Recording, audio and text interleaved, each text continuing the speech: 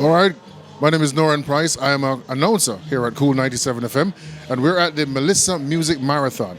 Some partners, as well as friends of KOOL 97 FM, we've come together to make this something for the people of the West and everybody else in Jamaica who has been impacted by Hurricane Melissa. We have our friends here. We have our DJs playing music inside all throughout the day, 10 a.m. to 10 p.m. All our DJs are going to come and do a little rotation. We've had live performances from some other people, greats like Jem Myers and Fab Five and George Nooks, Leroy Sibbles. We have food, lots of drink, lots of activities for people to come and participate. The public is invited to come on down.